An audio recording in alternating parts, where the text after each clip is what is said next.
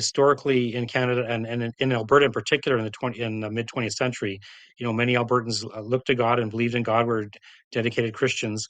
And I think without a return to God, there isn't any, you know, rebuilding of our society the way it used to be. Like, we used to be historically a Christian society.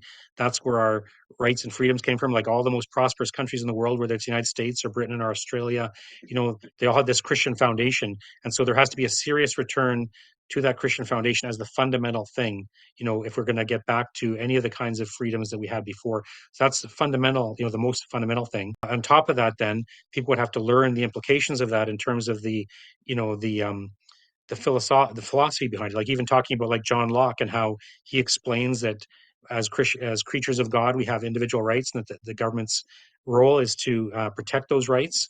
And so people would need to learn that kind of stuff. Like, not necessarily from him. There's actually many good books out there that talk about the basic foundation of the freedom philosophy, and individual rights. You know what I mean? It's got to start with us as individuals, but we have to win many people over to the freedom ideals in order to restore the freedoms in our societies. There are some good people in different places, who would be good to have them in power, but it's not good enough to have one leader. We can't just put our confidence into one person, because one person, might be there for a few years, and maybe they'll do some good for a few years, but then they're going to be gone, and there'll be another person who's not so good. You know what I mean? So I mean, like I say, it's good to have a good person in power, but it's not sufficient. You can't put your confidence in a politician or a leader or even an organization and say, well, this is the salvation, this is the solution we need, is to get this party in or this person, and then we're okay. Because it won't be okay. It's the kind of thing you got to keep working on every day. Freedom isn't something that you vote on once and it's in and you've got it. You know what I mean? It's something you have to work on all the time, because it doesn't go away overnight, and it can't be restored overnight. It's got to be a long-term process of working hard every day. I hope that makes sense.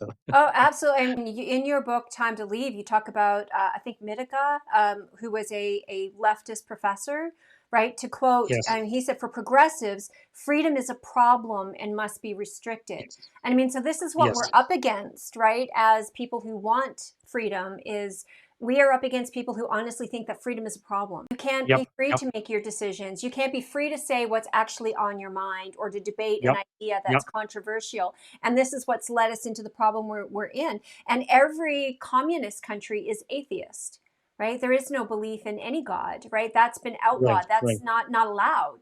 So, there is no Yep. freedom of religion, no freedom of conscience, no freedom of thought, no freedom of